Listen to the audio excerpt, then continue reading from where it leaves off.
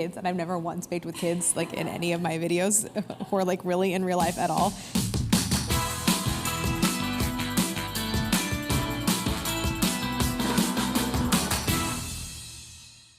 Hi everyone, I'm Saffitz. I'm in the NYT cooking studio because it's Cookie Week, and I'm going to show you my contribution to the Cookie Week lineup. It's my Bûche Noël cookies. So Bûche Noël, meaning like holiday log in French. We call them Yule log here. It is basically a rolled cake that is meant to look like a decomposing log. Making an actual Bûche Noël is extremely festive and like in the holiday spirit, but it's also a huge pain. So I'm turning it into cookie form, which you can make a lot of them at once. I do tend to rely on cookies that are freezable. So I like cookies where you can make a whole bunch of them at once and they're easy to like portion, and then you can freeze them and bake them off as you need. Freezer cookies are like cookies on demand. It's a lot easier, simpler, and you get all the kind of deliciousness and all the cuteness that you want, and then you can gift them versus one like big Bûche Noël. So the first thing I'm gonna do is make the coating. This recipe uses a food processor. You use it to make the coating and the dough. So my thing is like, if you're gonna get your food processor dirty and have to wash all the parts, you might as well use it as much as you can. So this is a chocolate flavored cookie, and cacao nibs are like the actual cacao plant. So they taste like chocolate, but they are not sweetened at all. So they're really bitter. Demerara sugar, then a nice pinch of salt to season everything.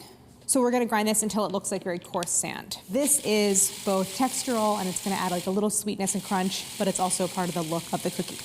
Okay, this looks good.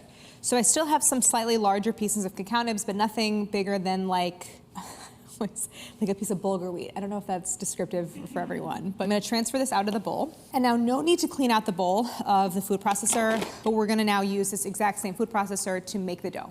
So I'm gonna start by combining my dry ingredients. I'm using all-purpose flour. You'll need a little bit of additional flour, FYI, for rolling out the dough. My flour measuring tip is to always decant your flour into a separate container. Don't leave it in the 5-pound bag or whatever bag you buy it in, because it gets really compacted. So I like to then scoop with a big spoon. And then something that my mom always did, which I just do out of habit because I'm like watching her, is I kind of like chop it up a little bit, and that's kind of just to see if there's any big air pockets, and then level. So that's just to ensure that you don't have too compact a cup and end up adding more flour to the recipe than you really want to. Actually, same thing with powdered sugar. I do like to put it into a different container. Also, it's such a pain to like measure from the bag. It goes everywhere. Okay, the next ingredient, 3 tablespoons of cocoa powder. So it's not a very like intensely chocolatey dough, mostly because I want the color to be a little bit more of a pale brown because I want contrast between the dough and the filling. That said, cocoa powder is a very strong ingredient, and a little bit goes a long way. So I have 2 kinds of cocoa powder here. You'll often see in a recipe that calls for Dutch or Dutch processed cocoa. So natural raw cocoa powder is super acidic, and when it's Dutched or Dutch processed, it is neutralized with like an alkalizing agent, and it tends to give it a more round, like roasted, kind of deeper chocolatey flavor, and sort of neutralizes some of the more fruity tones. Because it changes the acidity, it means it does change the way it can interact with other ingredients like chemical leaveners in the recipe. But the point is, sometimes it matters and sometimes it doesn't. Here it doesn't matter. So I'm just gonna use the natural cocoa powder. So, then salt, a ½ teaspoon of kosher salt. Anytime I'm making any chocolate recipe, I always add a good amount of salt because it really does bring out the flavor. So I'm just gonna pulse this to combine. It's really easy when you're adding cocoa powder because you can see when it's combined. Okay, so this is 12 tablespoons or a stick and a half of unsalted butter. You can see it's cubed up and it's cold. It's gonna make a cold dough, and that's gonna be easier to work with, and it's gonna cool down faster in the fridge because we wanna roll out a chilled dough. And I wanna pulse it until the butter has not totally disappeared into the dough, so like finer than you would go if you were making pie dough. Okay, so this is what it looks like. There's still some bits of butter, like here's like a little piece, but you want the butter to be really well broken down into the dough. Now I'm gonna add my liquid ingredients. The sour cream gives it just like a little bit of tang, and it's also tenderizing. If you don't have sour cream, because it's only 2 tablespoons, so you can use like Greek yogurt. The egg is really useful in this dough because it does enrich it, but it also is like a good binder. Like it helps to sort of keep the dough together. And then 2 teaspoons of vanilla extract. So I just wanna whisk this together. So once that's smooth, we're gonna add it to the dough. And it's just gonna go until the whole thing forms like a ball of dough around the blade. You'll see it's gonna hydrate and turn into this chocolatey dough.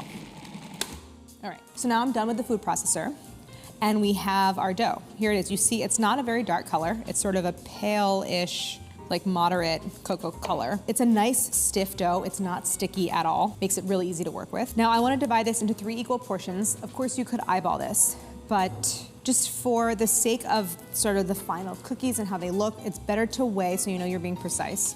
So I'm just gonna 211, 230, 232, close enough. Okay, so somewhere in that 230 range, maybe a little more. So I take each portion, and again, it's like super easy to work with. You shouldn't really need any flour on the work surface. And I just kind of start by rolling it out into a 9-inch long log.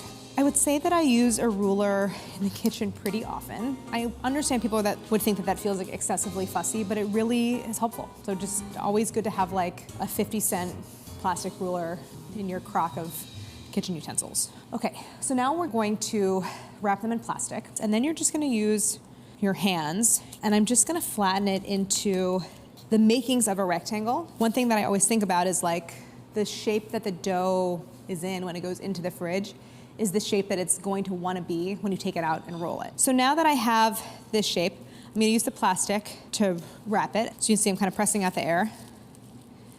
And now I have this little packet. I'm gonna turn it over.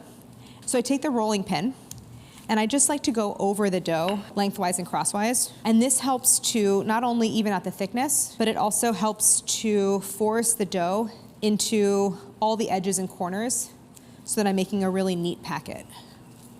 This is gonna make your life so much easier when it comes to rolling out the dough because you're already starting from this like really nice rectangular shape.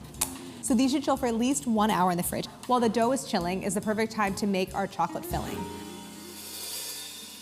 So the filling is like a straight chocolate filling. Really the base is melted chocolate, so it does give a very chocolatey, silky texture to the inside of the cookie. So I'm gonna do this over a double boiler, which is my preferred method for melting chocolate. The idea is that basically you have like a lower piece that has a little bit of simmering water in it. So I'm gonna turn this on. I have about 1 inch of water in the bottom of the saucepan.